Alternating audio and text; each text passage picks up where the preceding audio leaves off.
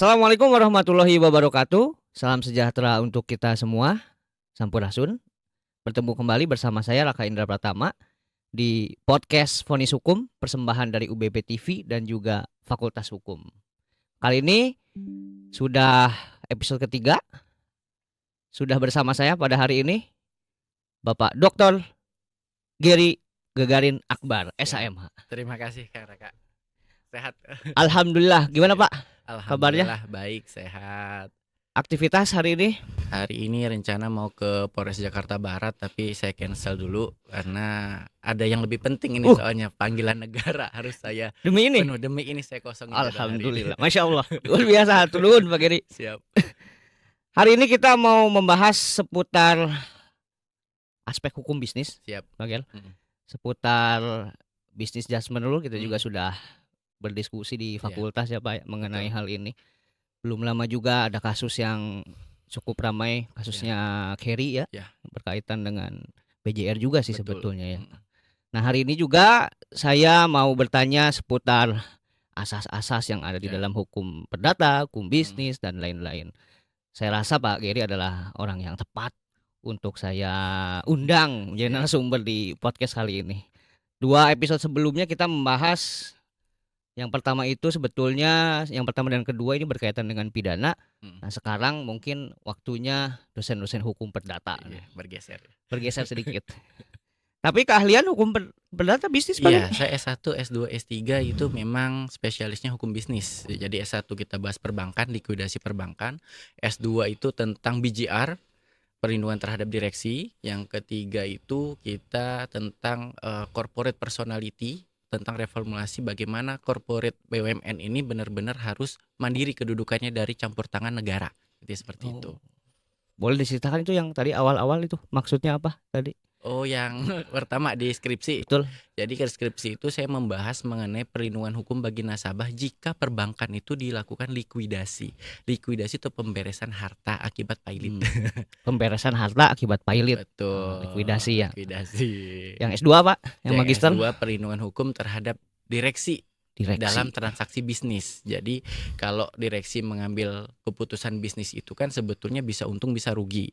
Nah, direksi itu harus dilindungi kalau dia sudah beritikat baik dan jujur terhadap serta hati-hati dalam melakukan transaksi bisnis. Nah, itu harus dilindungi oleh prinsip business judgment rule atau BJR. Gitu. S3? Nah, kalau S3 itu kita reformulasi pengaturan kedudukan mandiri perusahaan perseroan dalam rangka mewujudkan good corporate governance. Prinsipnya good corporate governance ya. Jadi apa tuh Pak? Kita ingin BUMN khususnya yang berbentuk persero itu harus memiliki kedudukan mandiri, namanya corporate personality. Jadi dia punya kemandirian terhadap kehendaknya mau ngapain aja itu bebas.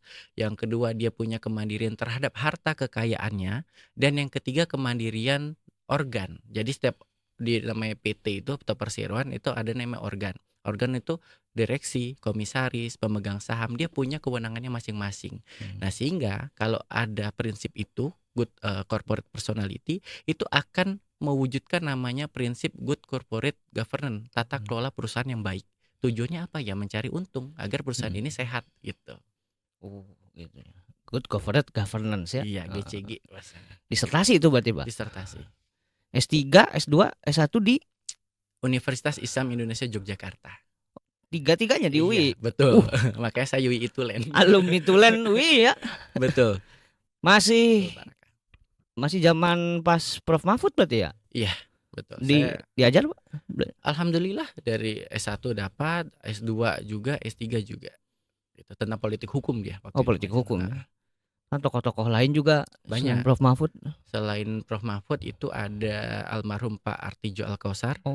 Itu hakim yang sangat ganas kalau nangani kasus luar tindak biasa pidana korupsi. Integritasnya. Kemudian ada Pak Suparman Marzuki juga, dia mantan ketua KY, itu sangat pintar sekali. Saya kagum dengan sosok beliau sehingga saya betah di UI gitu. Dan ada salah satu dosen saya yang memang membimbing saya dari S1, S2, S3 selalu sama, namanya almarhum Profesor Ridwan Herandi. Beliau memang ahli di dalam hukum bisnis. Jadi saya itu mengambil setiap judul itu selalu istilahnya mendapatkan inspirasi dari beliau. Bahkan sebelum beliau meninggal pun dia memberesin saya dulu gitu loh.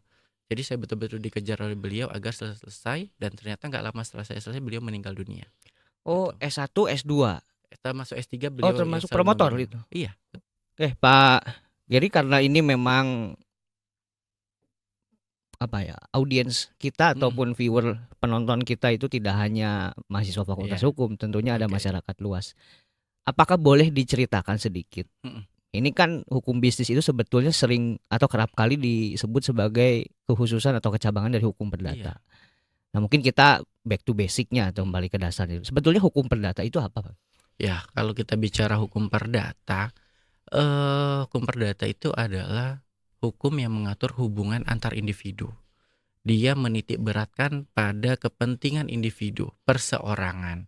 Nah, sehingga ketika ada hubungan person to person, business to business, maka hukum perdata ini, atau kita sebut lainnya adalah hukum privat, dia memiliki karakteristik yang berbeda dengan hukum publik atau hukum-hukum lain.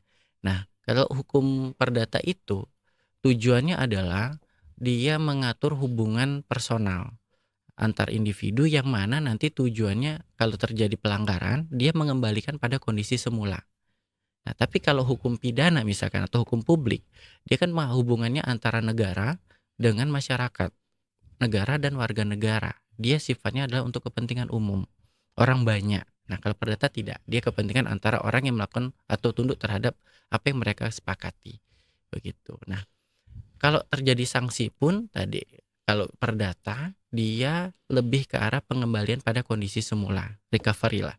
Tapi kalau pidana atau publik, contohnya seperti pembunuhan atau pencurian, penipuan, penggelapan, itu sanksinya kan pasti pidana penjara. Ada efek jera di sana. Nah, sehingga kita harus tahu persis kapan suatu perkara, kasus itu dikategorikan sebagai hukum perdata, atau ini kasusnya ranahnya hukum pidana atau sifatnya publik. Betul. Jadi kebanyakan masyarakat bahkan aparat penegak hukum pun suka bingung sebenarnya apa sih batasan-batasan antara hukum privat dan hukum publik, seperti itu. Nah, berarti apa batasannya, Pak, kira-kira? Hukum publik dan hukum perdata atau hukum privat tuh? Ya, pertama tentu saja perbuatan hukumnya.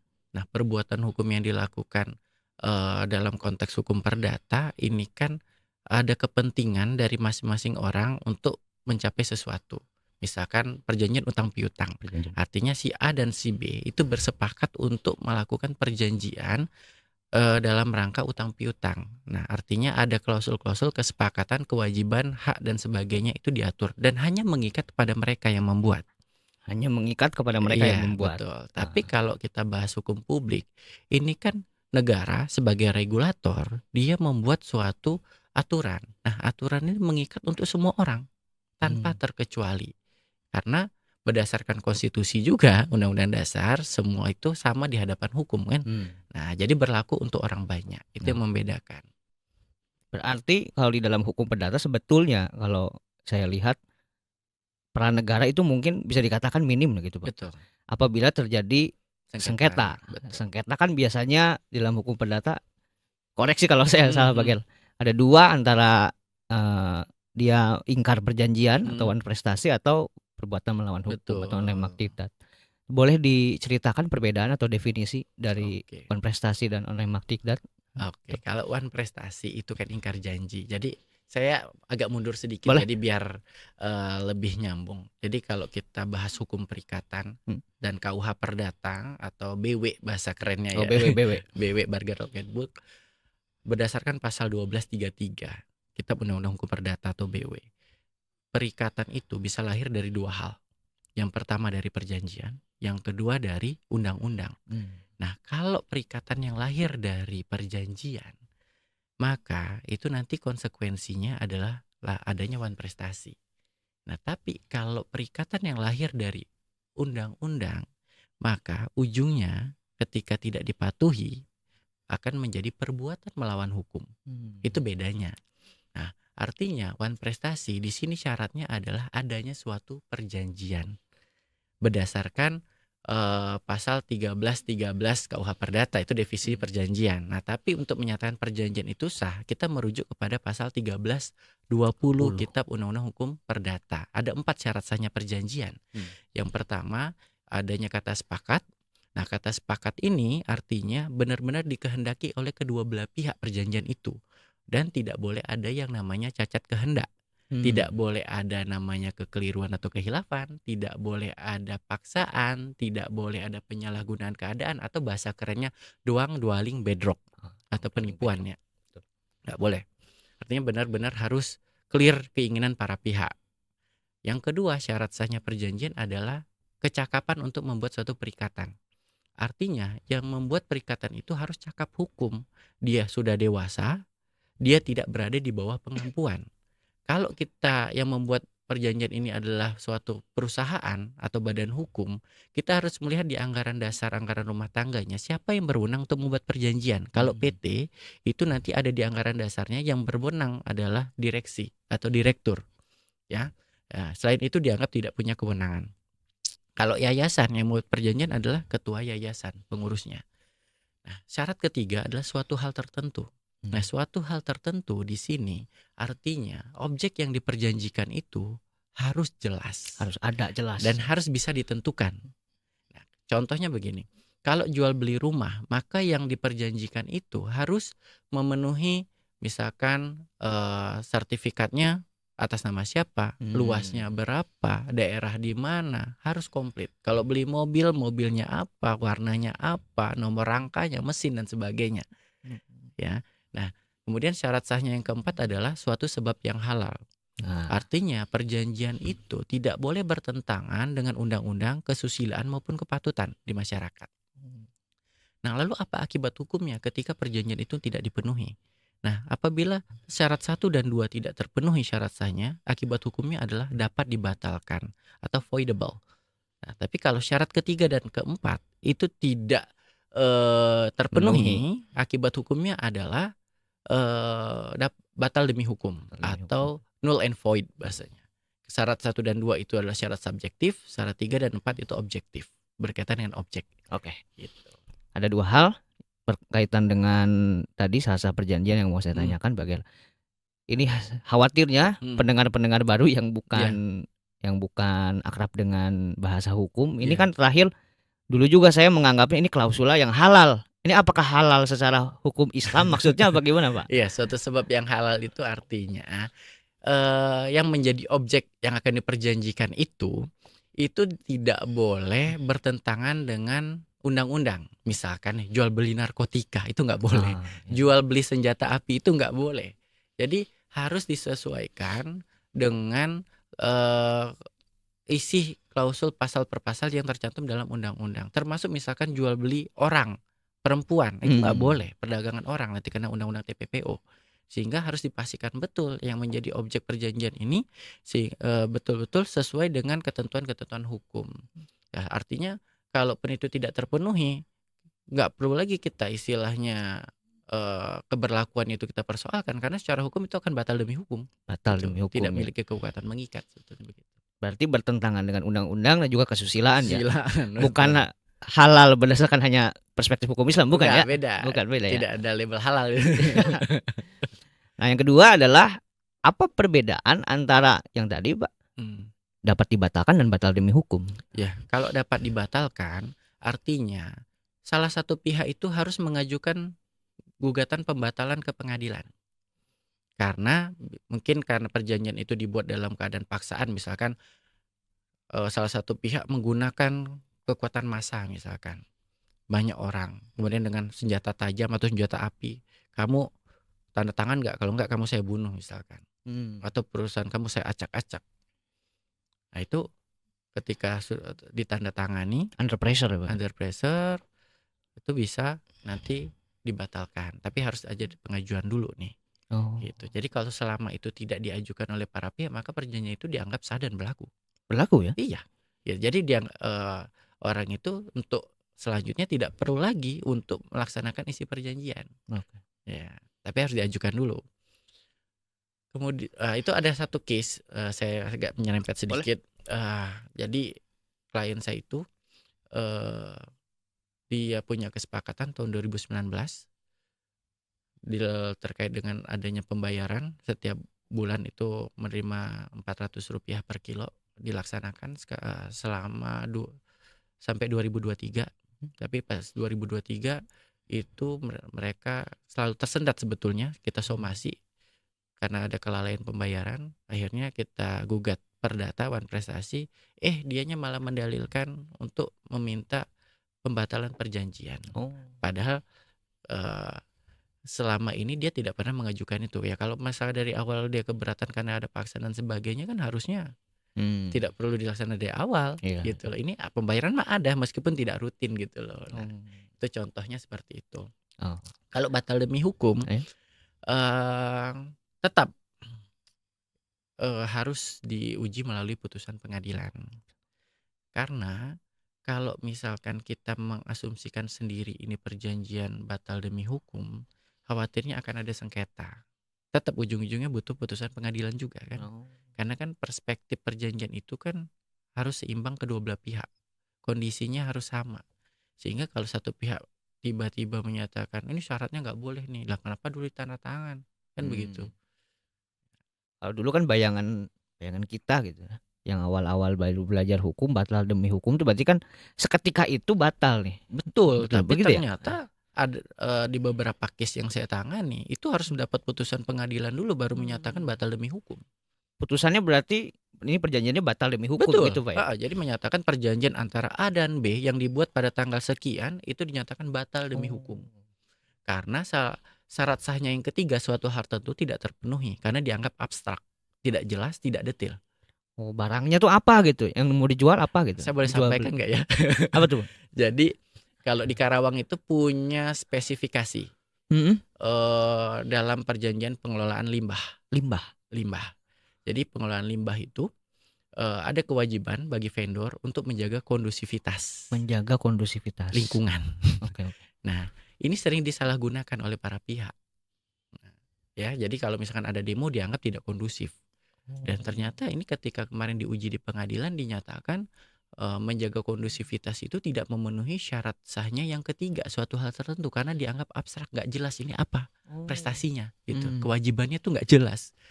Nah, padahal di pengadilan negeri dan pengadilan tinggi sah saja aman itu mah. Tapi di kasasi dan peninjauan kembali justru Majelis Hakim Agung berpendapat lain, ini tidak sah, objeknya nggak jelas. Gitu. Jadi kalau mau bikin perjanjian harus betul-betul detail, dijabarkan, disebutkan kondusivitas itu apa, batasannya apa, jadi sehingga untuk menutup celah agar ini bisa batal demi hukum tadi. Tapi cukup bias juga berarti ya. Kondusivitas itu seperti apa jadi sebetulnya? Dalam praktek itu sangat liar sebetulnya. Kita nggak bisa memprediksi nih. Jadi kalau secara teori kan seperti tadi tuh, tapi secara praktik ini sangat liar. Gitu. Sehingga ya saya bersyukur dapat banyak case yang melengkapi khazanah pengetahuan saya. Saya belajar setiap hari. Jadi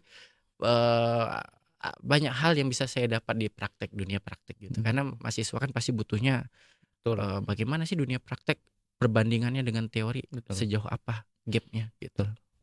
Untung di mention oleh Pak Dr. Gary, tapi saya lupa selain kesibukannya sebagai dosen berarti sebagai advokat Pak ya? Iya, dari praktisi tahun hukum ya. 2018. Iya, berarti sudah sekitar 8 tahun saya jadi pengacara. 8 tahun ya. Kalau dosennya Pak? Dosen di dari UBP 2016. Oh, lebih dulu berarti dosen ya? Jadi dosen. Jadi dulu itu saya pertama ke Karawang jadi dosen karena mungkin melihat kayak kurang greget aja, jadi cuman ngajar doang. Jadi sedangkan di Karawang itu saya lihat potensi case hukumnya cukup tinggi, sehingga saya pelan-pelan melihat senior-senior gimana sih case di Karawang penanganannya, dan akhirnya saya jadi tertarik gitu loh. Padahal dulu pesan dosen saya setelah selesai S2, Gary kamu jadi dosen ya. Saya bilang saya ngomong aja nggak bisa, saya bilang kan. Tapi akhirnya saya coba beranikan diri dan ternyata alhamdulillah cocok jadi dosen. Nah, pengacara itu memang tidak pernah saya inginkan dari awal. Jadi setelah ke Karawang jadi dosen, melihat banyak sekali masalah di Karawang, akhirnya saya menjadi tertarik, Pak Raka. Gitu. Akhirnya ya sampai sekarang ketagihan. Bukan cita-cita awal berarti Pak ya? Advokat bukan ya? Bukan cita-cita awal. Cita-cita awal saya dulu sederhana sih. Saya cuman pengen lulus kuliah S1 S2 terus nyaman di perusahaan sebetulnya. Jadi jadi istilahnya legal di perusahaan Legal lah. corporate ya? Betul, tapi kayaknya memang jalan Tuhan berbeda. Takdir berkata lain. Takdir kata lain. Jadi dosen 2016, kemudian menjadi praktisi advokat di Pradi Pak ya? Iya, Pradi 2018. 18. Berarti dosen dulu, kemudian kalau jadi kaprodi Jadi Kaprodi itu Kaprodi 2 periode Pak ya? 2 periode kita dari 2018 sampai 2026. 18 2026. 8 tahun. Maksudnya kemarin ya? Iya. Baru beres ya? Betul. Betul-betul benar-benar sebelum Pak Arafat gitu kan ya? Iya. Pak Arafat betul. kan jadi dosennya. Berarti bagaimana Pak ini menyeimbangkan aktivitasnya antara praktisi dan juga dunia akademisi? Memang sebetulnya agak sulit ya ketika dunia praktisi itu kan waktu ini sangat tersita. Kalau kita misalnya pendampingan di Polres, kepolisian atau di Polda itu dari pagi sampai malam udah pasti. Apalagi persidangan. Kalau persidangan di pengadilan negeri itu nggak ada jamnya. Jadi kita undangan jam 9, jam 10, kadang sidangnya baru jam 4, jam 5 sore. Sore ya. Sehingga satu hari itu pasti habis. Tapi ya itulah saya tetap mengusahakan setiap waktu mengajar tuh saya tetap masuk gitu. Meskipun nggak sesuai dengan jam yang full, misalnya 2 jam ya atau 1,5 jam. Tapi saya usahakan masuk karena di satu sisi memang kewajiban utama saya dosen harus tetap terlaksana, tapi di sisi lain saya juga butuh pembelajaran di luar untuk istilahnya saya share, saya transfer ke mahasiswa yang ada di kelas. Karena mahasiswa itu ya tahu sendiri kan, para Kak. Mereka tuh kalau cuman teori pasti pengen lebih dalam gimana sih prakteknya di lapangan. Kalau misalkan dosennya tidak berpraktek di luar, sehingga dia nggak tahu masalahnya tuh di mana. Ketimpangannya tuh di mana, gapnya tuh seberapa jauh. Mahasiswa nggak akan tahu itu, sehingga saya ambil sisi positifnya ya tadi saya bisa mentransfer pengetahuan saya di luar untuk pengembangan teori yang ada di dalam. Betul. Sehingga nanti jadi beberapa artikel ilmiah dan sebagainya gitu. Nah, karena risetnya juga berdasarkan pengamatan berpraktik di lapangan betul, Pak ya. Betul. Jadi menyeimbangkan. Kalau bahasa teorinya menyeimbangkan law in the books dan law in action gitu Pak ya. Nah, itu. Kadang-kadang kan problem penegakan hukum pada tatanan praktik Pak ya. Betul. Dan ya saya juga mohon kalau saya lihat kan penegakan hukum kita ini masih sangat banyak PR-nya. Ya, PR. Misalkan di kepolisian. Ini mohon maaf, sumber daya manusianya saya rasa sangat perlu ditingkatkan lagi karena di beberapa case yang kita tangani ya justru banyak ya komplain-komplain kita karena nggak sesuai dengan aturan, nggak sesuai dengan prosedur. Ujung-ujungnya saya laporkan ke Propam gitu. Itu contohnya. Atau misalkan hakim. Nah, hakim itu dalam memutuskan sebenarnya sudah ada guidance-nya, sudah ada dasar hukumnya. Kadang-kadang putusannya juga jauh menyimpang dari yang kita prediksi. Nah kan kita nggak bisa tahu itu. Nah sehingga hal-hal inilah yang akan saya kombinasikan antara teori yang saya kuatkan di internal di kampus dengan pengalaman praktik di lapangan. Itu menjadi sangat urgent sebetulnya. Sehingga hasanah keilmuannya menjadi komprehensif Pak ya? Jadi luas ya. Betul Pak Raka. Karena memang tidak bisa dipungkiri juga mahasiswa UBP ini, mahasiswa kita juga sebetulnya sudah banyak yang kerja Pak ya. Benar, mayoritas banyak kan di corporate ya. Betul, dan banyak HRD, saya lihat kan ada juga karyawan biasa, serikat pekerja. Sehingga kalau kita dosen nggak berpraktik di luar, ketika ditanya urusan-urusan konkret case-nya, kita kan nggak bisa jawab. Dulu kan saya di awal-awal jadi dosen kan agak kaget ketika ternyata mahasiswa saya pengalamannya jauh lebih banyak. Pengetahuannya juga lebih banyak. Saya menjadi minder dulu di awal-awal kan, akhirnya ya salah satu alasan saya jadi lawyer itu agar saya bisa menutupi kekurangan saya yaitu dunia praktiknya. Sebelum lupa ini saya mau tanya Pak, sebelum masuk ke materi inti juga. Kalau mata kuliah apa yang diajarkan Pak? Mata kuliah di Ampu pengantar ilmu hukum dan perancangan kontrak. Oh, pengantar ilmu hukum? Iya. Pengantar ilmu hukum dari awal masuk UBP, mata kuliahnya itu? Iya, betul. Pengantar ilmu hukum dan perancangan kontrak. Perancangan kontrak. Kan sebetulnya ini menjadi apa ya? Spesialiti dari Pak Geri itu kan hukum perdata, hukum bisnis lah ya. Tapi tidak tidak apa ya, tidak dapat dipungkiri juga ada beberapa case yang masuk juga tadi pas Mhm. cerita ada case-case pidana juga Iya, berarti, Mbak, ya? betul. Ya, terkait itu sebetulnya kan dalam ilmu hukum itu kita harus tahu semua. Betul. Jadi di masyarakat pun masyarakat nggak mau tahu kita sebetulnya spesialisnya apa. Sehingga kita harus menguasai semuanya. Jadi kalau ada yang datang kantor ada case pidana ya kita dituntut untuk bisa. Tapi bukan sok bisa ya, tapi tuntut untuk bisa. Kemudian ada kasus perdata ya itu lebih enak lagi karena kita case-nya dan bahkan kemarin saya juga kan sempat jadi pengacara atau penasihat hukum KPU Karawang. Itu Mmm, dalam pemilihan kepala daerah yang tahun 2024 kemarin. oke. Ya, padahal itu kan ranahnya ranah HTN kan sebetulnya kan hukum Betul. tata negara. Tapi ya karena memang kita selalu update ilmu dan pengen Mmm. dapat pengalaman yang luar biasa ya kita ambil kesempatan itu dan alhamdulillah kan kemarin pilkada juga aman, tidak ada gugatan ke MK kan. Oh, nggak ada Karawang Nggak ya? ada, aman Oh, Karawang gitu. penasehat hukum Komisi Pemilihan Umum Karawang Iya, berarti ya? Iya sih, mungkin di di luar gitu, di mhm. masyarakat, saya dapat informasi kalau Pak Geri itu terkenalnya ahli hukum administrasi negara gitu. Nah, saya boleh jelasin itu nggak? Boleh, silakan Pak. Jadi dulu memang, di awal-awal masuk ke Karawang, khususnya UBP Karawang, saya dikasih mata kuliah tentang hukum administrasi negara. Jadi saya mau nggak mau ya harus mempreteli tentang hukum administrasi negara dan, eee, bertemu dengan mahasiswa yang ada basic-nya wartawan, juga ada temen yang kenal di luar juga gitu.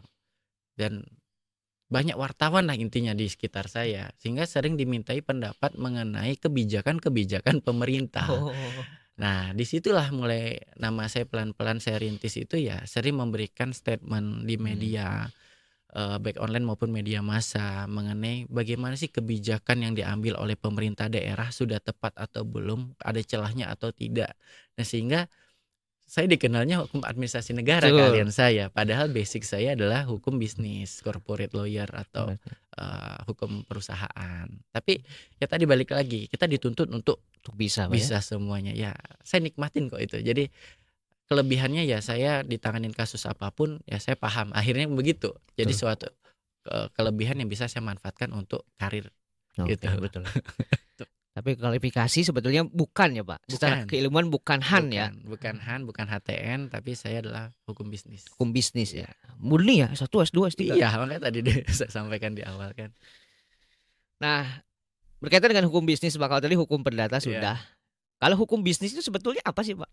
Ya hukum bisnis itu kan perluasan sebetulnya dari hukum perdata, di mana saat ini tuh semuanya serba kompleks gitu ya. Jadi hukum perdata itu sekarang kan banyak perlebaran, perluasan, misalkan adanya badan-badan hukum, kemudian ada e-commerce dan sebagainya sehingga membutuhkan pengaturan yang memang komprehensif untuk menghindari terjadinya konflik. Sebenarnya itu. Sehingga hukum bisnis itu ya hukum yang mengatur terkait dengan transaksi bisnis, hubungan bisnis, dan lain sebagainya.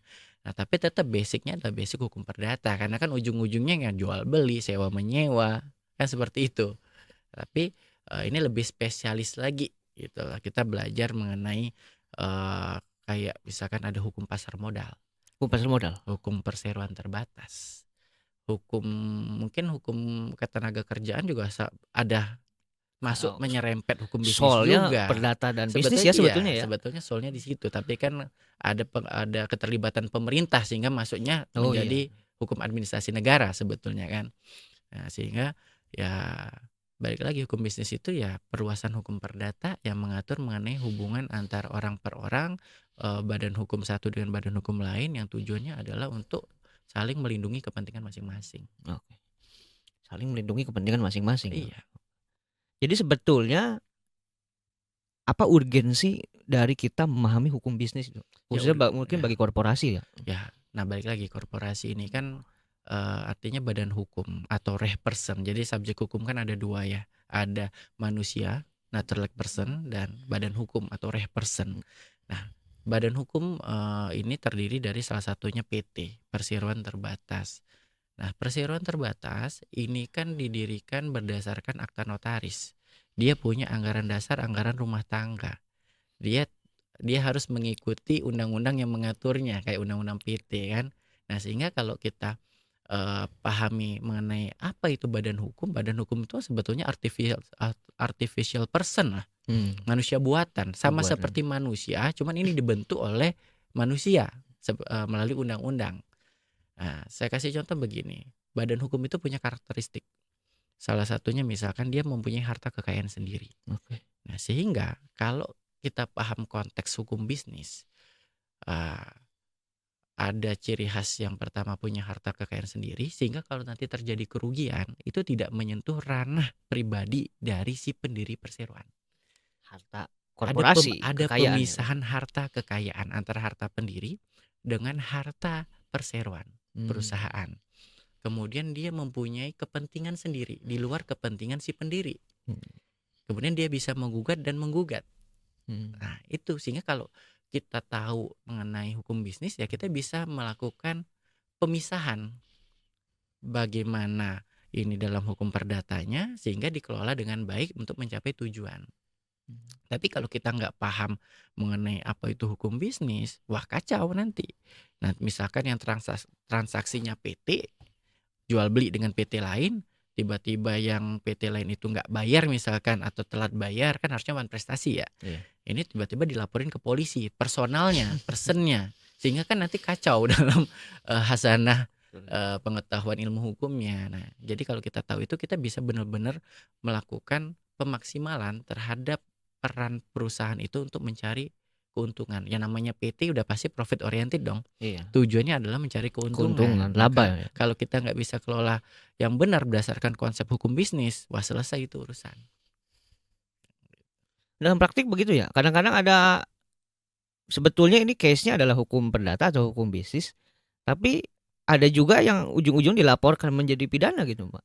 Banyak. Banyak ya? Banyak. Nah, makanya kemarin juga saya sempat baca satu artikel, itu dikasih klien saya sebetulnya di-share kan. Saya diminta mengkaji itu gimana secara hukumnya. Jadi ada suatu transaksi bisnis antara PT, dia penjual plastik, barang-barang perabotan rumah.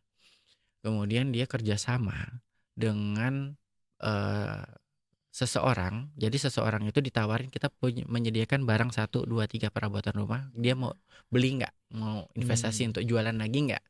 Akhirnya ditransfer lah uang.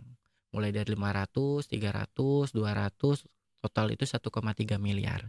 Nah, ketika ternyata uang udah ditransfer, barang itu ternyata nggak bisa langsung di delivery gitu loh, terhambat.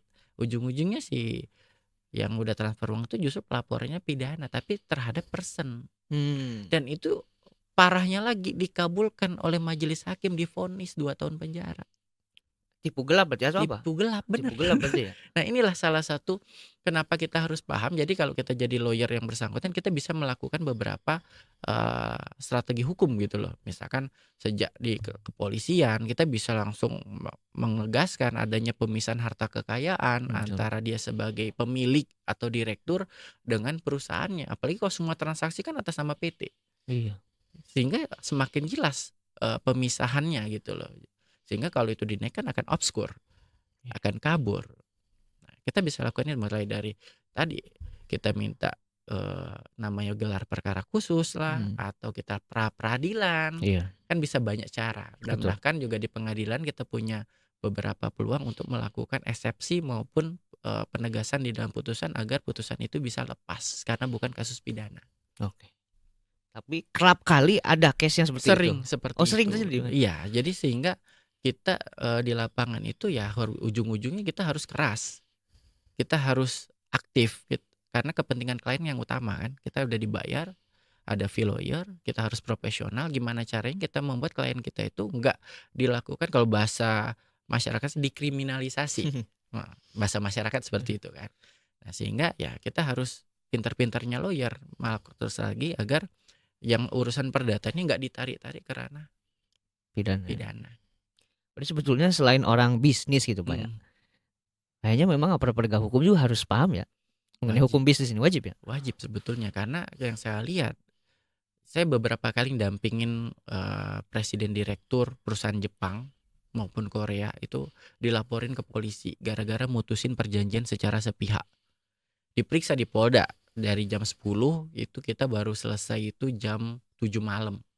Dengan dugaan tindak pidana? Dengan tindak pidana penipuan. Oh, masih tipu gelap ini ya? Tipu gelap, nggak jauh-jauh dari situ. Nah, tapi ya akhirnya ya kita keras-kerasan, kita counter, kita kekeh. Alhamdulillah penghentian penyelidikan. Gitu. Tapi balik lagi, itu bagaimana keahlian lawyer itu akan sangat ditentukan bagaimana basic yang bersangkutan. Kalau misalkan dia nggak paham hukum bisnis, dia nggak akan ngerti terkait hal-hal seperti itu. Gitu. Apa yang perlu ditingkatkan berarti Pak? Kalau suatu saat mungkin mahasiswa-mahasiswa kita jadi lawyer dan memang ingin concern di dalam hukum bisnis. Sebenarnya bagi mahasiswa sih sederhana. Kita tidak pernah kekurangan kasus. Kita tidak pernah kekurangan putusan yang menarik, itu bisa jadi bahan kajian anak-anak. Masalah hukum banyak ya? Masalah hukum itu banyak dan nggak pernah kekurangan. Sehingga dari mahasiswa pun harus mau nih mengulik dan melakukan kajian terhadap putusan-putusan yang nyeleneh. Tadi salah satunya Muhammad Keri Ardianto lah contohnya, yang dimana kemarin ada diseminasi, eksaminasi kan di Universitas Indonesia. Itu saya nonton persis, menarik betul itu kan. Mahasiswa pun jangan mau kalah, jadi jangan hanya nonton drama Korea lah, jangan hal-hal yang aneh-aneh. Jadi manfaatkan waktu itu sebaik mungkin untuk menggali potensi. Karena kalau misalkan dia mau jadi lawyer dan misalkan dia tidak memanfaatkan waktu, itu sangat sayang sekali. Karena dunia luar sangat banyak yang harus dipelajari. Betul. Lawyer itu banyak juga Pak ya sebetulnya. Banyak. Jadi tadi yang kita bangun adalah personal branding. Jadi kenapa orang balik lagi ke kita itu berdasarkan pengalaman satu, yang kedua track record kita. Kalau track record kita dari awal udah jelek, orang nggak akan mau pakai kita karena kita jual jasa. Betul. Advokat jasa ya Pak ya. Jasa. Kredibilitas, integritas sangat penting. Ya, nama baik. Saya beberapa kali ditawarin uang miliaran, mobil mewah. Kalau kita nggak kuat iman udah kita ambil. Tapi kan baik lagi, kita punya beban moral, kita punya profesionalitas, sehingga semua itu ya alhamdulillah sampai dengan saat ini bisa kita hindari. Oke. Ini menarik nih. Jadi teman-teman mahasiswa yang mungkin sekarang kan kekhususan kalau di UBP, Fakultas Hukum UBP ada 3 Pak ya. Betul. Ada pidana, perdata dan juga hukum tata negara. Ya. Nah, mungkin yang mau ngambil perdata ini role modelnya ada Pak Dokter, Pak Dokter Geri. Saya juga masih belajar sih. Yang concern di dalam hukum bisnis. Jadi kalau teman-teman ingin menjadi legal corporate mungkin Pak ya. Corporate, legal spesialis ataupun jadi lawyer yang concern di ranah hukum bisnis. Ini ayolah kita sama-sama belajar, mengkaji case-case yang betul menarik. Yang menarik Pak ya. Menarik.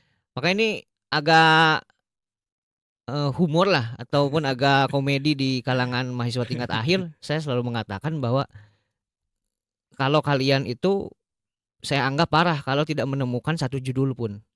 Padahal masalah hukum di Indonesia banyak. Itu bejibun sekali Pak ya. Betul. Pasti ada 1 atau 2 yang sangat gampang sebetulnya. Gampang Pak ya. Kadang-kadang kan saya tanya nih, mahasiswa datang, Pak saya bingung masalahnya apa. Nah itu masalahnya kamu bermasalah, gak bisa cari judul kan gitu. Sebenarnya balik lagi, ketika literasi kurang mereka gak akan bisa. Jadi mereka harus sering baca artikel, sering baca berita, sering baca putusan, sehingga akan terlihat dari setiap hasil karya mahasiswa. Mahasiswa yang banyak baca pasti artikel atau tugas akhirnya bagus. Mahasiswa yang tidak suka membaca pasti sangat bingung, dia mau nulis 1 lembar aja bingung dia. Kan begitu Pak Raka. Berarti update isu hukum juga penting Pak ya. Penting banget. Baca putusan-putusan, terutama putusan-putusan yang dalam tanda kutip dianggap menyeleneh gitu mungkin ya. Ataupun menjadi perdebatan. Betul. Sehingga akhirnya beberapa akademisi juga yang kemarin kasus Keri itu mengadakan eksaminasi ya. Betul. Nah, ini masuk ke topik itu Pak. Karena kembali lagi di-mention oleh Pak Geri berkaitan dengan kasus Keri terutama. Ini kan ada kaitannya dengan business judgment rule ya. Ini beberapa hari atau beberapa minggu kemarin ini cukup ramai yang baik WhatsApp maupun DM ke saya ini minta supaya ini dibahas. Saya dengan Pak Rian gitu, dengan Pak produser gitu. Ini kira-kira siapa Pak yang cocok ini? Nah, muncullah nama Pak Dokter Geri. Sebetulnya business judgment rule atau BJR itu apa Pak? Ya, BJR itu sebetulnya itu kan doktrin dari Amerika sebetulnya. Doktrin Amerika yang bertujuan untuk melindungi direksi dalam pengambilan suatu keputusan. Dan harapannya pengadilan-pengadilan dan hakim itu tidak ikut campur dalam penilaian bisnis. Ya tadi balik lagi, bisnis itu bisa untung bisa rugi. Dan setiap transaksi bisnis itu ada risikonya atau bisnis risk kan gitu, atau risiko bisnis. Nah, sehingga hakim pengadilan itu tidak berwenang untuk melakukan pengujian terhadap keputusan bisnis yang diambil direksi, atau dikatakan BJR itu sebagai hak imunitas dari direksi. Tapi di Indonesia sebetulnya kita tidak mengenal prinsip BJR. Tetapi esensi dari BJR itu terakomodir esensinya di dalam pasal 97 ayat 5 Undang-Undang Nomor 40 tahun 2007 tentang perseroan terbatas. Jadi direksi itu tidak bisa dimintain pertanggungjawaban apabila ada 4. Yang pertama, kerugian itu bukan karena kesalahan atau kelalaiannya. Yang kedua, dia melakukan pengurusan perseroan dengan itikat baik atau good faith dan prinsip kehati-hatian yang sesuai dengan tujuan dan maksud perseroan. Nah, yang ketiga, tidak adanya benturan kepentingan atau konflik of interest yang mengakibatkan adanya kerugian bagi perseroan. Dan yang terakhir, adanya tindakan untuk mencegah terjadinya kerugian atau berlanjutnya kerugian tersebut. Oh, berarti kalau dinilai ini ada kerugian nih. Tapi direksi ini mengambil keputusan A supaya kerugian tidak berkelanjutan. Iya, Masih masuk masuk BJR, Pak ya. BJR. Nah, mungkin yang agak dalam tanda kutip agak parahnya lagi, case-case yang berkaitan dengan BJR ini sering dikaitkan dengan tipikor Nah, dan tindak pidana korupsi. Gitu. ya. Jadi kalau kita mengaitkan hukum bisnis dan hukum pidana, khususnya tipikor, kebetulan ini tesis dan disertasi saya concern terkait itu. Masalah utamanya adalah ketidakharmonisan peraturan perundang-undangan. Disharmonisasi. Iya, disharmonisasi. Yang pertama khususnya berkaitan dengan status penyertaan modal terhadap BUMN Persero. Kenapa saya bilang seperti itu? Karena di dalam Undang-Undang BUMN itu tegas menyatakan bahwa modal BUMN itu berasal dari kekayaan negara yang dipisahkan. Dipisah nih. Dipisahkan. Jadi ketika negara punya modal misalkan 5 triliun lah ke PT Bank Mandiri lah misalkan, saya kasih contoh. Nyatain modal 5 triliun, nah di situ terjadi transformasi dari keuangan publik negara menjadi ranah privat. Teori hukum bisnisnya begitu. Nah, tetapi di dalam Undang-Undang Keuangan Negara ini menyatakan semua kekayaan baik yang dipisah maupun tidak dipisah sama. Ini adalah punya negara. Kalau ada kerugian ya kerugian negara. Dan itu pun tercantum di pasal di Undang-Undang Tipikor. Kan kerugian negara itu ya baik yang dipisahkan maupun tidak dipisahkan. Nah, sehingga dalam praktik ini menimbulkan ketidakpastian. Kenapa saya bilang tidak pasti? Ada yang dissenting opinion hakim menyatakan bahwa ini BJR, dan ada juga yang sampai dilepas ya, kayak Karen Agustiawan itu hukum lepas karena bukan kasus pidana. Oh, tapi tingkat pertama perasaan kalah kan? Oh ya. Ya kan? Kalah, kemudian kalau nggak salah dibanding atau kasasi dia dinyatakan lepas dari segala tuntutan. Kemudian juga ada yang dipidana kasus Merpati Nusantara Airlines, Pak Prasetyo itu direktur utamanya. Dia dianggap merugikan dan kena kalau nggak salah 4 tahun atau 5 tahun saya lupa itu. Dan terakhir ini ya Kerry. Kerry jadi terkait dengan penyewaan tangki dan penyewaan kapal. Jadi padahal tangkinya masih dipakai sampai dengan sekarang, tapi dinyatakan korupsi kerugian negara. Itu di mana dasar nalarnya sebetulnya kan. Nah, sehingga ketika direksi ini sudah melakukan tindakan kehati-hatian, saya kasih contoh begini. Terkait dengan penyewaan kapal misalkan. Di fakta persidangan kan itu jaksa bilang harusnya nggak pakai kapal A, harusnya pakai kapal B. Ternyata itu terjawab. Sebelum penentuan kapal pun kan ada seperti pengecekan harga. Kan ada yang seharusnya misalkan rate-nya 2,5 juta, itu termasuk kategori murah. Kalau pakai yang punya dia malah harganya 10 juta misalkan. Itu salah satu prinsip kehati-hatian untuk benar-benar menentukan apakah memang ini sebagai bentuk murni bisnis atau ada sifat melawan hukumnya. Dan semuanya kan diikat dalam perjanjian dan itu bisa diadendum dan sebagainya. Nah, sehingga itu tunduknya harusnya pada ranah hukum bisnis atau hukum perdata. namanya kesepakatan para pihak. Dan kalaupun mau untung mau rugi, ya itu hal biasa dalam konteks bisnis. Jadi penyakit Betul. negara, nih penyakit negara. Keterlibatannya itu terlalu dalam. Dia pengen intervensi semuanya. Jadi kalau ada untung, mereka diam. Ada rugi, mereka teriak. Gitu. Tapi kalau sekarang bayangkan begini. Setiap direksi nggak mau ngambil keputusan bisnis Oh, karena takut dipidana. Apa yang bahaya. terjadi? Bangkrut semua BUMN Bang. kita. Saya sih melihat sepertinya ada kekhawatiran begitu, Pak, ya? Iya. Udah banyak kayak gitu sebetulnya. Sehingga orang kalau mau dikasih jabatan jadi direksi BUMN, pasti berpikir ratusan kali. Karena tadi peluang terjeratnya sangat tinggi. Misalkan dia periodenya habis di 2023. Sekarang 2026. Dia bisa kok sekarang ditarik jadi kasus pidana. Sedangkan itu udah terjadi beberapa tahun yang lalu. Ngeri nggak? Coba bayangkan. Nah ini yang harus kita lindungi dari prinsip BJR.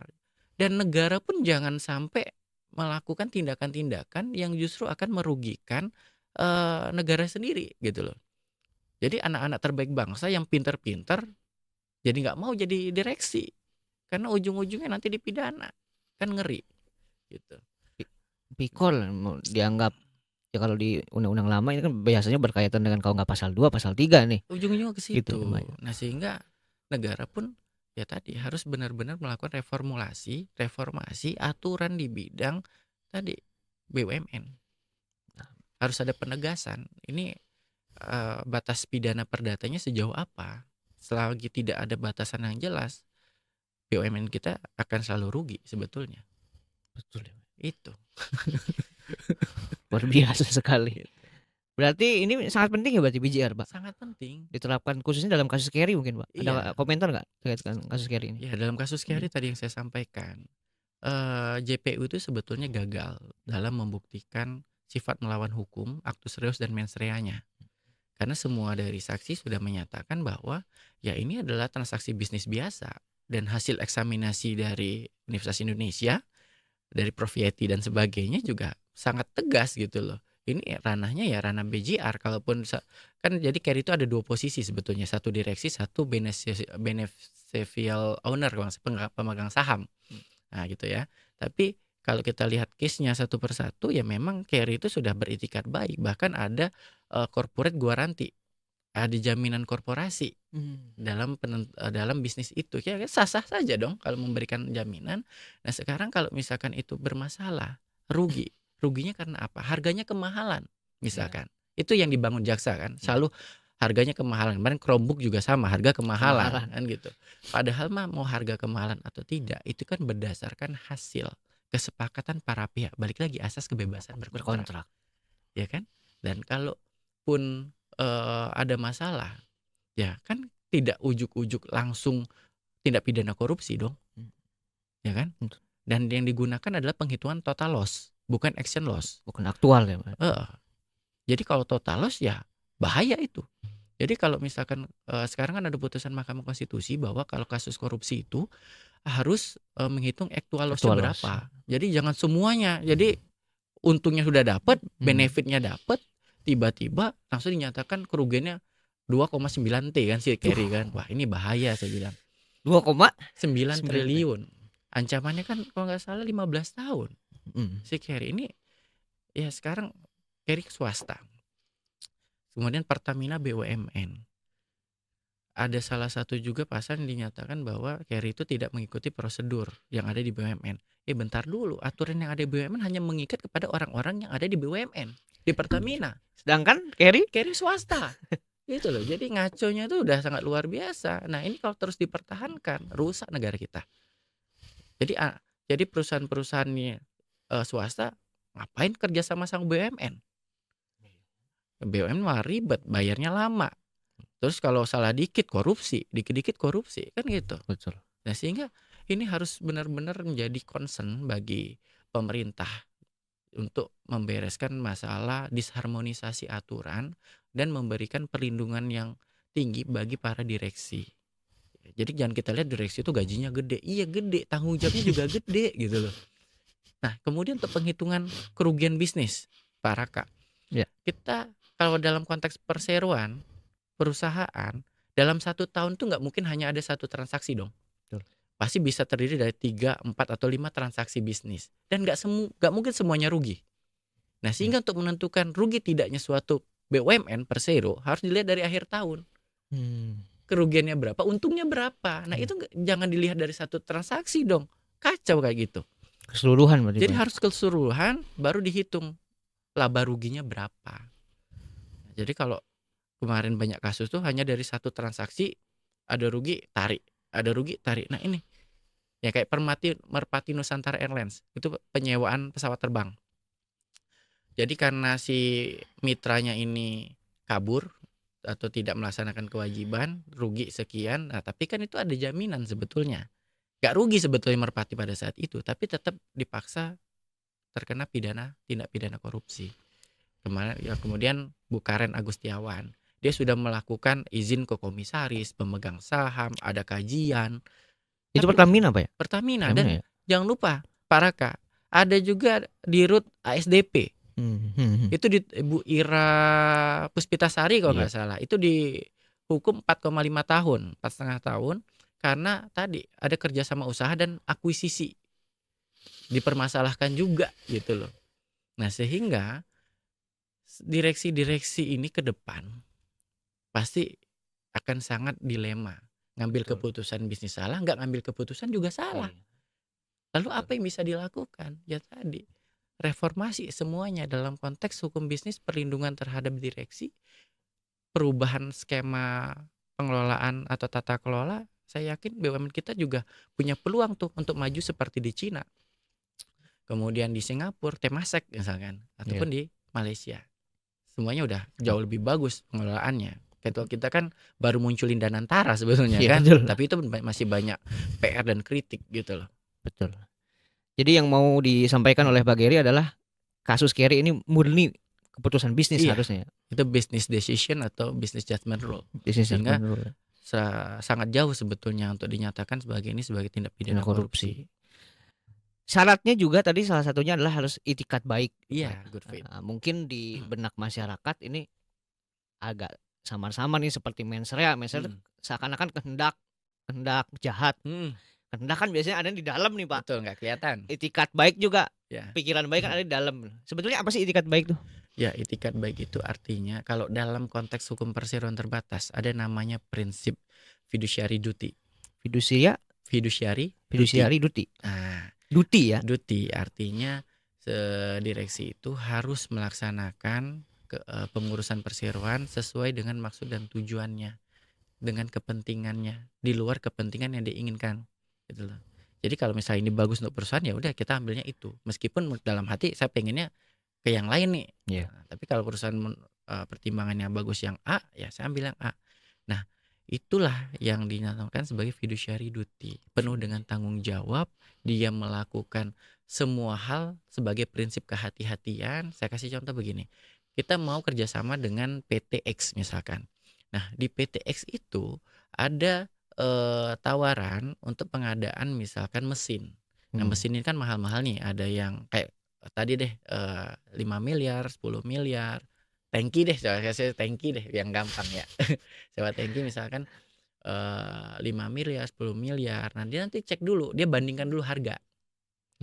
Ada komparasi ya? Komparasi dulu nih, cari harga pasarnya berapa, kemudian tingkat spesifikasinya, kualifikasinya, memenuhi standar atau tidak. Nah, kemudian dia bikin analisis. Nah, analisis itu nanti diberikan kepada komisaris untuk dinilai. Oke. Jadi kan mekanisme di dalam organ PT itu berjalan dong. Betul. Gitu. Dan nanti dari komisaris memberikan pendapat ya atau tidak. Nah, kalau kata komisaris tidak dan direksi tetap melanjutkan itu, nah mungkin di situ fiduciary duty-nya nggak dapat. Oke. Gitu. Berarti kalau ada fiduciary duty-nya dilakukan, meskipun ujung-ujungnya nanti pas laporan rugi, itu tidak bisa dong, Pak? Nggak bisa. Menjadi tanggung jawab direksi. Enggak, itu bukan tanggung jawab pribadi tapi kerugian perseroan. Perseroan ya? Bukan person ininya, bukan person. Meskipun dia melekat jabatan di direksi. Betul. Nah, tadi tugas direksi kan mewakili di dalam dan di luar perusahaan. Dan pengambilan keputusan itu menjadi ranah kewenangan mutlak direksi. Nah, tapi bagaimana cara direksi ini mengambil suatu keputusan sehingga nyambung ke lah yang dengan hal-hal lain tadi, harus minta persetujuan ini, ngecek dulu ini, analisis ini dulu. Nah, disitulah prinsip kehati-hatiannya jalan, fidusiarinya jalan dengan itikat baik. Sebetulnya penuh dengan pertimbangan sih Pak ya. Penuh dengan pertimbangan. Jadi memang menjadi seorang direksi itu tidak mudah. Sulit itu. Sulit sekali Kita Pak. hanya mungkin orang masyarakat enak dia direksi gajinya banyak 50 Betul. juta. Tapi dia nggak tahu di belakang itu dia punya kewajiban untuk menjaga agar perusahaan ini tetap sehat. Betul. Tetap menggunakan tata kelola yang baik. Oke. Terakhir Pak, sebelum nanti ke segmen pertanyaan melalui DM, ini terakhir mungkin tantangan, berarti BJR itu doktrin gitu, apa-apa? Kalau Masuk ke di teori. Iya, kalau di Amerika itu doktrin. Doktrin, Tapi kalau di Indonesia sudah berubah menjadi norma. Oh iya. Karena tercantum kan di pasal 97 ayat 5 Undang-Undang PT. Sudah sangat tegas gitu diatur, meskipun belum detail. Betul. Yang jelas ini lahirnya sebetulnya dari family hukum common law ya Pak ya. Betul. Nah BJR ini implementasinya di mungkin 5 tahun 10 tahun ke depan Pak Geri melihatnya atau Pak Dokter melihatnya bagaimana ini berkaitan dengan tantangan kita sebagai seorang akademisi, kemudian yang melihat praktek seperti ini berkaitan dengan BUMN, apa harapannya mungkin Pak berkaitan dengan BJR dan juga dua kata kunci ini kan BJR dan juga BUMN nih, apa harapannya? Ya kalau harapan saya yang pertama ya pemerintah harus segera membuat harmonisasi aturan perundang-undangan. Karena kalau kita tidak melihat atau tidak fokus ke sana, percuma juga kita ngomong koar-koar tapi aturannya nggak kompak gitu loh. Tidak sesuai antara satu dengan yang lain sehingga implementasinya pasti berantakan. Itu yang pertama. Nah, yang kedua harus terjadi tadi penguatan terhadap posisi BUMN Persero atau mengedepankan namanya prinsip corporate personality. Itu disertasi saya ya. Jadi BUMN Persero itu harus diposisikan sebagai subjek hukum yang mandiri. Dia punya kebebasan, dia punya harta sendiri, dia punya kehendak sendiri, sehingga negara jangan terlalu campur tangan terhadap apa yang dilakukan oleh BUMN Persero. Mengontrol boleh, tapi campur tangan jangan. Karena tadi setiap transaksi bisnis itu ada mekanisme, ada prosedurnya, ada pertimbangannya, dan sudah ada organ-organ yang mengurus itu. Nah, sehingga negara cukup memantau, mengawasi bagaimana jalannya perseroan ini agar mendapat tujuan yang diinginkan oleh negara, yaitu dividen kan. Gitu. Jadi jangan campur tangan terlalu dalam, jangan Pak. Betul, jangan, bahaya itu. Karena memang praktik yang terjadi mungkin campur tangan Pak. Kebanyakan itu. Jadi kenapa banyak BUMN kita alasannya selalu rugi? Jangan kan BUMN dia aja. Daerah aja. Yang untung yang mana sih saya tanya sekarang? Alasannya selalu rugi. Ya, karena tadi balik lagi pengelolaannya, tata kelolanya yang harus diperbaiki. Jangan menganggap BUMN itu atau BUMD itu sebagai sapi perah. Hanya sebagai alat kendaraan politik gitu. Jadi bukan sebagai core bisnis. Betul. Gitu. Nah, ini yang harus dipisahkan. Karena kebanyakan akhirnya bagi-bagi jabatan. Benar nggak? Kemarin juga banyak orang yang tidak kompeten dijadikan komisaris. Orang yang punya keahlian dijadikan sebagai direksi. Ini nggak sembarangan BUMN ini, bukan bagi-bagi jabatan. Sehingga harus benar-benar dikelola secara profesional. Jadi kalau ada bagi-bagi jabatan karena dia tim ses dan sebagainya, ini yang ngerusak BUMN sebetulnya. Betul. Saya juga kalau ini berdasarkan pendapat pribadi Pak, saya tidak melihat ada meritokrasi gitu. Iya. Orang yang memang capable, ahli Nggak ditempatkan di posisi yang seharusnya gitu. Betul. Belum lagi kalau kita mau bicara yang lain lah berkaitan dengan rezim ini gitu. MBG dan lain-lain itu. Nah, itu panjang lagi luar biasa. Jadi begitu sesi kita yang pertama, ini ada 2 sesi. Satu sesi saya bercakap-cakap dengan Pak Geri, yang kedua ini ada pertanyaan masuk melalui DM Pak. Boleh. Saya mau bacakan pertanyaan yang pertama adalah, sebentar. Pak Geri tidak sibuk kan ya hari ini? Hari ini aman. Dari EA_Gunawan, ini mau nitip pertanyaan Pak. Ya, ini jika direksi mengambil keputusan yang bertentangan dengan legal opinion yang telah diberikan oleh divisi legal, lalu perusahaan mengalami kerugian, sejauh mana tanggung jawab hukum dari divisi legal? Terima kasih. Oke. Ya, namanya legal opinion itu kan sifatnya tidak mengikat sebetulnya. Ya, jadi divisi hukum itu kan tujuannya adalah untuk membantu direksi dalam pengambilan suatu keputusan. Nah, nanti ketika legal opinion itu sudah diberikan, berarti sebetulnya tugas yang bersangkutan sudah selesai karena sudah memberikan pandangan. Nah, tinggal nanti dari direksinya apakah dia akan menggunakan legal opinion itu atau ada pertimbangan yang lain. Jadi kan secara hukumnya seperti itu, secara bisnis kan pasti beda lagi nih. Karena kan terkadang kalau kita terlalu mengikuti hukum kan akan rigid, akan susah, Kaku gitu. kaku gitu. Jadi kadang-kadang pebisnis itu selagi dia tidak melanggar hukum dan ada potensi pendapat keuntungan, ya pasti dia akan lebih pilih itu. Nah, sehingga direksi meskipun sudah ada legal opinion boleh-boleh saja ketika dia punya pertimbangan yang lain, tapi Sah ya Pak ya? sah saja. Yang penting bisa dipertanggungjawabkan alasan dasar dia mengambil suatu kebijakan atau putusan bisnis. Oke. Jadi begitu untuk ya Gunawan. Ini yang kedua dari Wahyu Mawastia. Ini agak panjang nih. Siap. Gimana Pak Gedi, nggak apa-apa? Nggak apa-apa, aman. Apa ya? Yang pertama, dalam praktik bisnis, kerugian ini kan merupakan suatu yang tidak dapat dihindari gitu Pak. Iya, betul. Nah, menurut narasumber nih kan menanya ke Pak Geri, bagaimana cara membedakan bisnis risk yang wajar dengan perbuatan melawan hukum atau bahkan tindak pidana? Oke. Mungkin dengan perbuatan melawan hukum nih Pak. Saya kasih contoh begini. Misalkan direksi dia mengambil keputusan bisnis untuk bekerja sama dengan perusahaan lain. Nah, ternyata dalam pengambilan keputusan itu, perusahaan lain yang menerima benefit ini ternyata terafiliasi perusahaan keluarganya. Nah, sehingga di situ ada itikat tidak baik atau melakukan penyimpangan terhadap keputusan bisnis yang diambil. Atau saya kasih contoh yang lain. Direksi menerima pembayaran secara pribadi ke rekening pribadinya, padahal itu harusnya uang untuk perusahaan. Atau contoh yang ketiga, direksi dia mengambil uang perusahaan untuk membeli aset.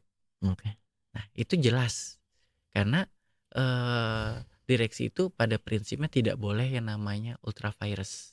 Pernah dengar ya ultra virus? Apa tuh Pak? Ultra virus itu direksi harus melakukan tugasnya sesuai dengan anggaran dasar dan anggaran rumah tangga serta peraturan perundang-undangan yang berlaku. Ada ART dan peraturan perundang-undangan yang berlaku. Iya, betul. Nah, artinya kalau menurut anggaran dasar direksi itu tidak boleh menerima secara pribadi dari pihak lain atas nama perusahaan, itu dikategorikan sebagai perbuatan jahat. Nah, gitu ya. Atau bisa dikategorikan sebagai pertanggungjawaban pribadi. Hilang bisnis dan rule-nya hilang. Karena sudah bukan lagi keputusan bisnis berarti Pak ya. Berarti dia melakukan fraud kalau dalam hukum bisnis ya.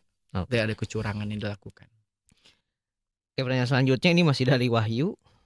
Ini mohon maaf Wahyu ya, ini agak saya skip karena banyak sekali pertanyaannya. Masih ada yang lain soalnya. Apa pesan narasumber bagi para direksi, komisaris ataupun praktisi hukum bisnis agar tetap berani mengambil keputusan? Ini tadi sempat dibahas juga Pak ya. Agar berani mengambil keputusan bisnis yang inovatif tanpa dihantui resiko dalam tanda kutip kriminalisasi, namun tetap menjunjung tinggi prinsip tata kelola perusahaan yang baik. Ya, jadi saya notice dulu ya. Jadi kalau komisaris itu kan tidak berwenang mengambil suatu keputusan bisnis. Oh, komisaris enggak ya? Enggak. Jadi komisaris itu sebagai pengawas di perusahaan terhadap tindak tanduk yang akan dilakukan oleh direksi. Sehingga keputusan bisnis itu yang diambil yang punya wewenang hanya direksi saja. Nah, tapi bagaimana cara agar direksi ini berani? Ya, tentu saja harus tetap mengedepankan prinsip kehati-hatian, kecermatan, dan ketelitian. Kenapa saya sampaikan seperti itu? Sebelum ada keputusan final tentang penentuan akan melakukan transaksi apa, pastikan setiap prosedur yang ada di perusahaan itu ditempuh. Kan ada tuh tahapan-tahapan prosedur, harus melakukan kajian dulu, analisis dulu, harus ke divisi mana dulu, sampai nanti minta persetujuan dari komisaris atau persetujuan dari RUPS kalau ini termasuk kategori yang strategis. Oh, rapat umum pemegang saham. Iya, betul. Jadi kalau sudah ada restu dari RUPS dan semuanya setuju, ketika nanti terjadi kerugian, berarti kan dia sudah melakukan itikat baik menyampaikan itu di forum. Nah, itu akan mengamankan posisi yang bersangkutan sehingga tahapan-tahapan yang ada itu jangan sampai dilompat. Dan kalau misalkan ini berkaitan dengan sesuatu yang strategis, gunakan tenaga ahli, pihak yang ahli, misalkan ada akuntan misalkan atau Oh, iya. lawyer yang paham di bidang itu sehingga pengambilan keputusan benar-benar sesuai dengan maksud dan tujuan perseroan, menghindari terjadinya fraud dan sebagainya. Nah, jadi akan lebih aman seperti itu. Jadi begitu ya, untuk Kang Wahyu. Berikutnya dari Indra Nofriansyah. Nah, ini agak bergeser sedikit Mm. ke hukum perbankan, nggak apa-apa ya? Saya juga pegang perbankan Oh, perbankan juga kebetulan. ya? Klien saya ada perbankan soalnya. Dalam hukum perbankan, adanya pinjaman uang yang menggunakan jaminan sertifikat rumah. Mm-mm. Dalam perjalanan, debitur tidak bisa membayar dan tindakan bank melakukan appraisal, pemotretan, atau pemeriksaan terhadap objek jaminan yang sedang menjadi objek sengketa di Mm. pengadilan. Mm. Tanpa persetujuan pemilik atau tanpa dasar hukum yang memadai dapat dikategorikan sebagai tindakan yang tidak sesuai dengan prinsip kehati-hatian, itikat baik, dan perlindungan nasabah dalam hukum perbankan. Dan perkara sedang berlangsung, Pak, di pengadilan Mm. perkaranya.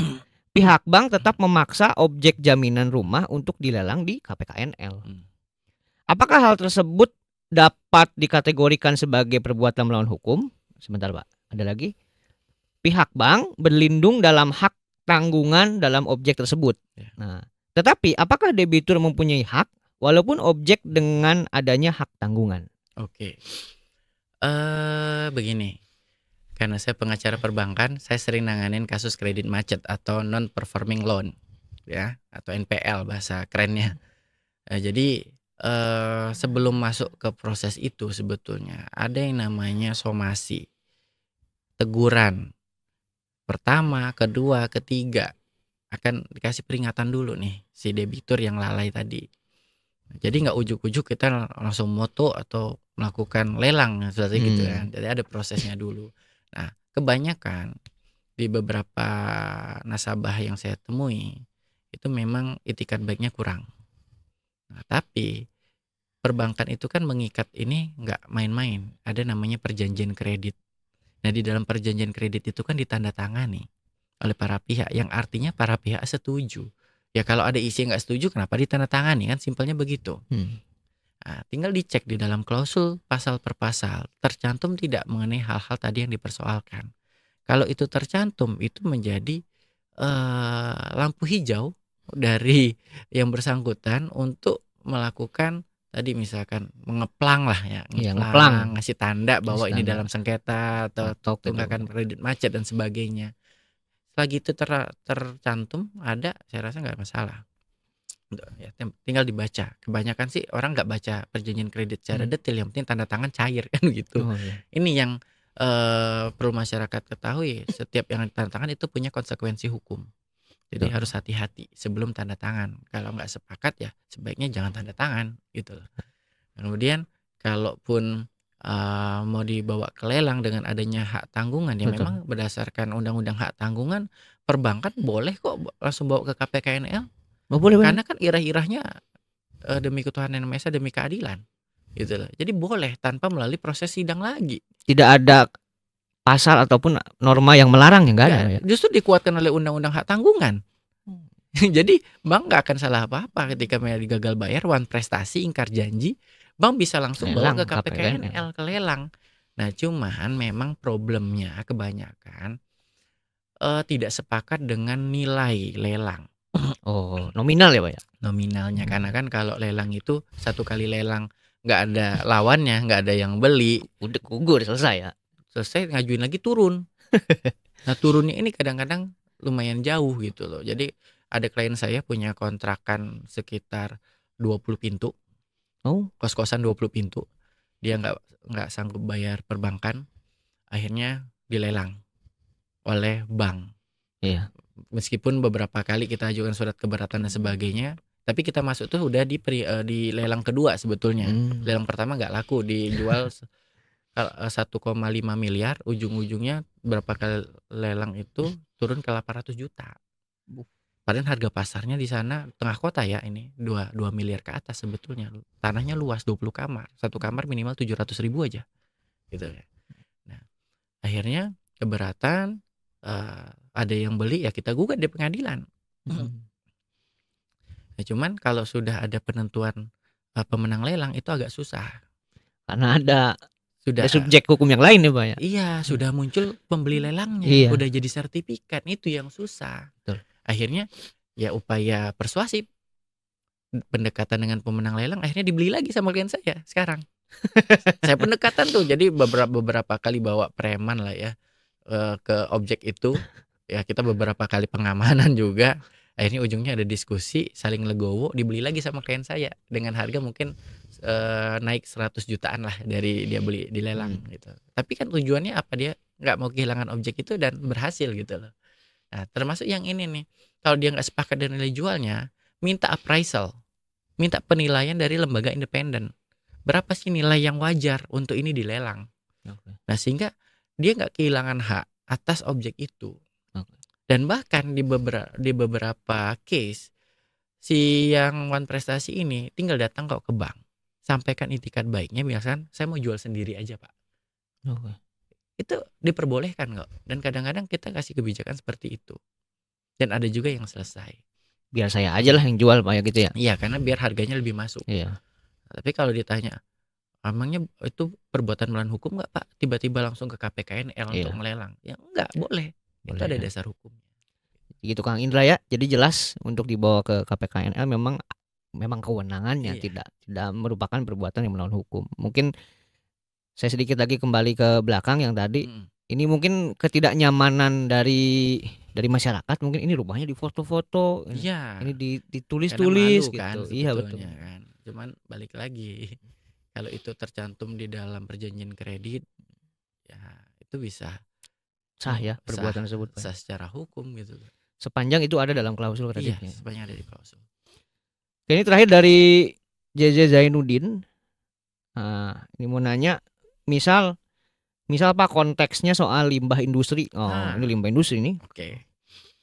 Kalau direksi mengetahui perusahaan tidak punya atau tidak mengoperasikan IPAL, tetapi tetap menjalankan produksi karena pertimbangan keuntungan, apakah itu masih termasuk business judgment rule atau sudah menjadi perbuatan melawan hukum yang menimbulkan tanggung jawab pribadi direksi? Yang pertama dulu, IPAL itu sebetulnya apa, Pak? IPAL Boleh itu dijelasin dulu nggak? instalasi pembuangan air limbah. Instalasi pembuangan air limbah ya. Ya, kebetulan saya kan memang klien saya rata-rata itu pengelola limbah sebetulnya. Dan saya juga berhubungan baik dengan mitra-mitra, sehingga kalau ada masalah perlimbahan biasanya saya yang turun. Jadi saya tahu persis yang ditanyakan oleh audiens seperti apa ya. Termasuk terakhir saya jadi ahli juga itu masalah sengketa limbah. Oh, jadi ahli, Pak? Iya, kemarin sempat jadi ahli di pengadilan negeri, itu terkait sengketa limbah, terkait pemutusan perjanjian secara sepihak. Tapi saya jawab itu dulu baru nanti masuk ke situ. Boleh, silakan. IPAL itu kan memang ada ketentuannya, jadi nggak sembarangan. Apalagi kalau limbah itu adalah limbah B3 yang beracun, berbahaya, berbau, itu metode pengelolaannya harus khusus. Karena ketika dia tidak menggunakan IPAL, itu akan langsung masuk ke pemukiman, ke aliran sungai. Dampaknya nanti meluas kepada masyarakat. Dan itu diatur di dalam Undang-Undang 32 tahun 2009 tentang perlindungan dan pengelolaan lingkungan hidup. Nah, kalau misalkan direksinya ini tahu, tapi dia memutuskan tidak menggunakan IPAL karena keuntungannya akan lebih besar, itu sebagai suatu bentuk pelanggaran terhadap prinsip kehati-hatian. Pelanggaran ya? Atau kesengajaan. Artinya kan tadi saya bilang direksi itu harus mematuhi semua peraturan perundang-undangan yang berlaku, harus comply gitu loh ya. Jadi kalau dia ternyata tidak comply terhadap satu aturan pemerintah negara, maka dia dianggap tidak beretikat baik, sehingga itu bisa dimintai pertanggungjawaban secara pribadi.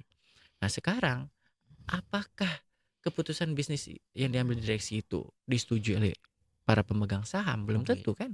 Bisa jadi tindakan pribadi dia untuk mengefisiensikan anggaran, padahal secara hukum itu dilarang gitu. Artinya kayak gitu termasuk kategori sifat perbuatan melawan hukumnya ada.